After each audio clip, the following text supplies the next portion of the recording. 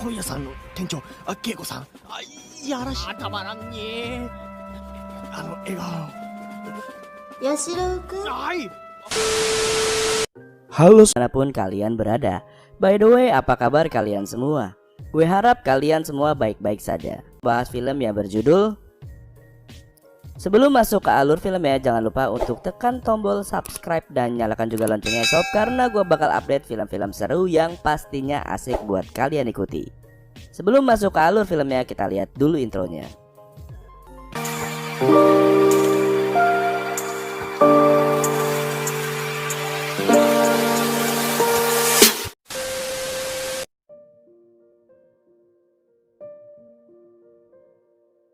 Awal cerita diperlihatkan Yoshiro yang sedang ingin tidur selalu kepikiran tentang mimpinya, yang mana ada seorang wanita yang sedang melambaikan tangan dan kemudian datang menghampirinya. Di sini Yoshiro selalu memikirkan mimpi tersebut hingga dia memutuskan untuk Chol Sky alias Chol in the Sky dengan membayangkan teman-teman di sekolahnya. Saat ia sedang melakukan Chol Sky, tiba-tiba cerita berpindah 17 tahun sebelumnya saat Yoshiro masih di dalam kandungan. Tak diduga, saat dalam kandungan dia dipanggil oleh seseorang yang tidak lain adalah bayi lain yang berada di dalam kandungan juga. Jadi di sini bisa dibilang bayi yang manggil itu konco kentalnya si Yoshiro ya cuy. Lalu mereka berdua saling berinteraksi satu sama lain dengan menggunakan telepati.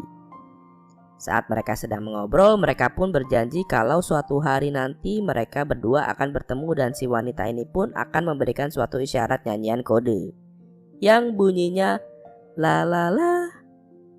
Dan seketika Yoshiro teringat saat di masa kandungan yang membuat bertekad untuk mencari gadis yang menjadi takdir dirinya. Lalu tiba-tiba datanglah cahaya biru dari luar angkasa menuju ke bumi. Ternyata Yoshiro yang melihat cahaya tersebut mendapatkan kemampuan mampu membaca pikiran orang lain. Tak hanya Yoshiro, seorang wanita yang bernama Miyuki pun diberi kemampuan yang sama seperti Yoshiro, yaitu mampu membaca pikiran orang lain. Kemudian scene berganti saat Yoshiro berada di sekolah. Dia dibuat terheran-heran karena dapat mendengar isi hati orang lain. Dan tiba-tiba Yoshiro didatangi oleh temannya yang bernama Yasu. Di sini Yasu mengajak Yoshiro untuk main ke tempatnya dan menonton DVD bersama. Saat lagi asik mengobrol, seketika pandangan Yasu berpindah ke Asami, yaitu seorang siswi baru yang berada di sekolah Yoshiro. Saat sedang fokus menatap Asami, tiba-tiba Yoshiro dihampiri oleh teman sekelasnya yang bernama Miyuki. Miyuki pun dibuat kaget melihat rudal dari Yoshiro yang sudah dalam posisi on. Lalu tanpa disadari, Miyuki pun berbicara di dalam hati. Dan Yoshiro bisa mendengarkan suara hati dari Miyuki.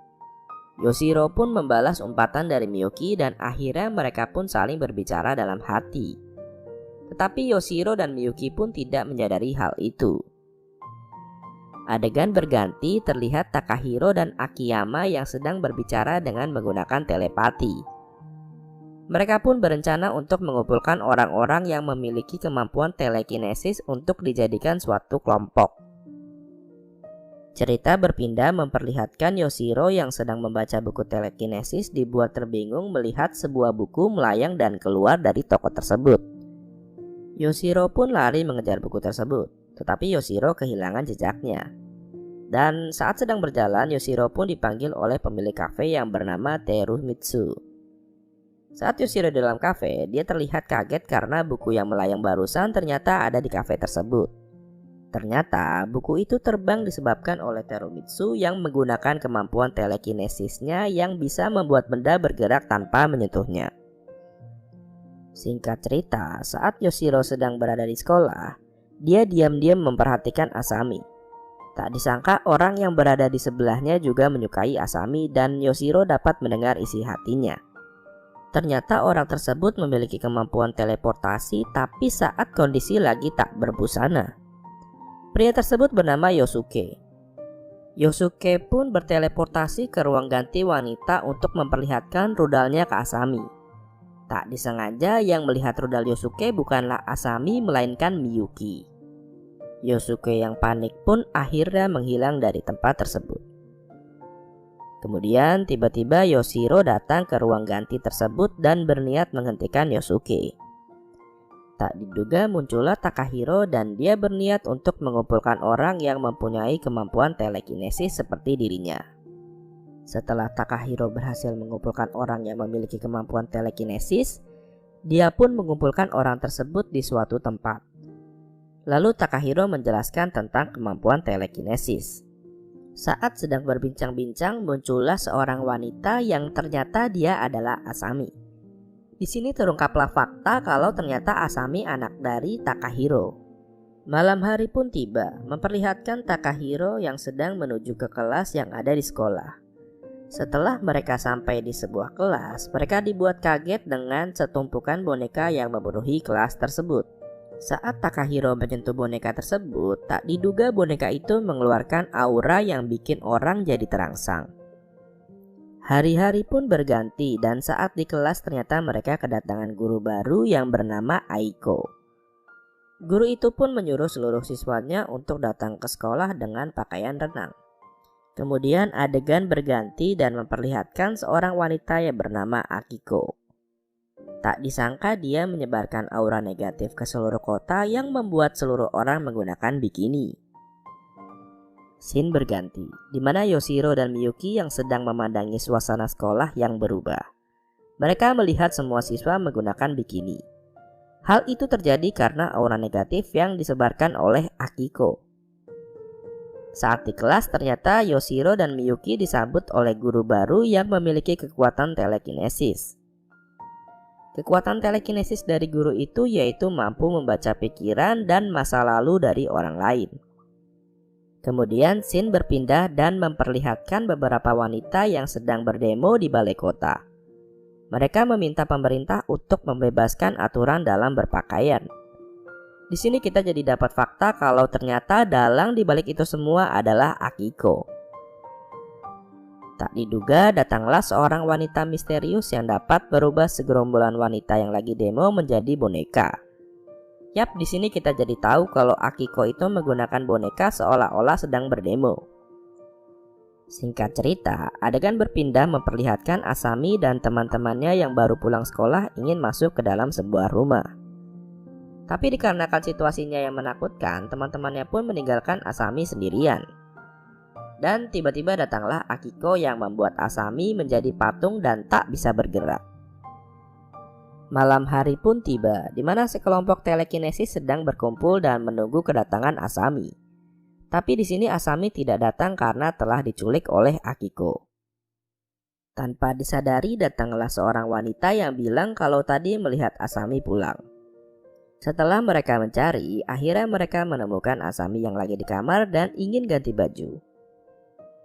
Kemudian scene berganti dan memperlihatkan sekelompok telekinesis yang lagi berjalan menelusuri kota. Di sini ternyata seluruh kota sudah terpengaruh oleh aura negatif dari Akiko yang mana membuat seluruh orang menggunakan bikini. Saat Yoshiro sedang berjalan, tiba-tiba Yoshiro mendapatkan telepon dari Asami dan tanpa basa-basi pun dia bergegas menghampirinya. Saat sudah sampai di taman, Asami pun menghampiri Yoshiro dan bersikap aneh. Di sini Asami ngajakin Yoshiro untuk bergenjotan dengannya. Tiba-tiba wanita misterius itu pun muncul lagi dan membuat Asami menjadi boneka. Lalu Yoshiro pun kaget melihat kejadian itu. Kemudian wanita itu menjelaskan kalau yang ada di depan Yoshiro bukanlah Asami asli, melainkan itu adalah salinan dari Asami. Lalu mereka semua pergi ke balai kota dan berencana untuk menangkap Akiko yang tak lain adalah dalang di balik ini semua. Saat sampai di balai kota, mereka terlihat kebingungan karena melihat banyak wanita yang tertidur di tempat tersebut. Tak lama kemudian, Takahiro mendengar suara Asami dan mereka pun menghampirinya. Setelah Takahiro menemukan Asami, tak diduga Asami berubah menjadi 3 orang. Sontak hal itu membuat mereka semua menjadi kaget. Salah satu di antara mereka akhirnya berusaha menerawang yang mana Asami asli. Tapi faktanya tidak ada Asami yang asli di antara 3 orang tersebut. Tiba-tiba muncullah Akiko yang memanggil pasukannya. Saat mereka semua sudah terdesak, akhirnya guru baru itu menarik tangan Yoshiro. Tak diduga guru itu mengurung Yoshiro di sebuah tempat tertutup.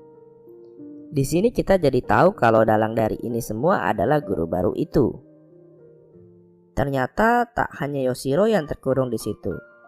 Di situ juga ada Asami dan juga Miyuki. Saat Yoshiro sedang memikirkan cara untuk keluar dari tempat tersebut, gak disengaja Miyuki menyanyikan lagu La La La yang tentu saja mengingatkan Yoshiro dengan kejadian di masa kandungan.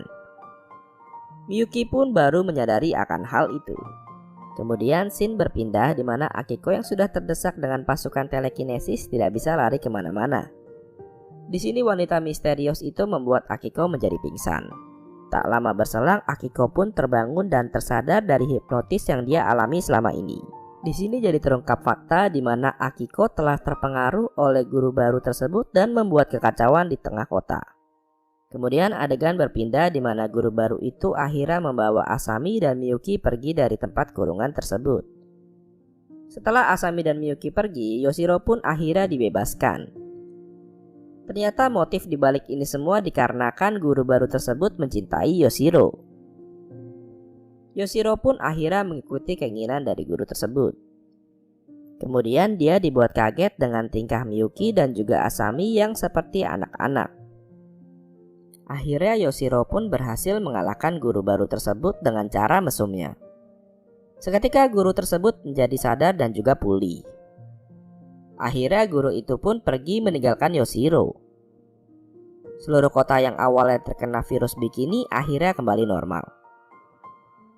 Film ditutup dengan Yoshiro yang kembali bersekolah dan disambut banyak wanita karena jasanya. Dan film pun selesai.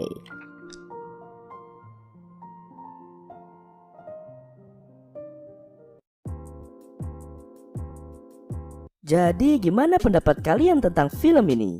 Silahkan komen di bawah ya.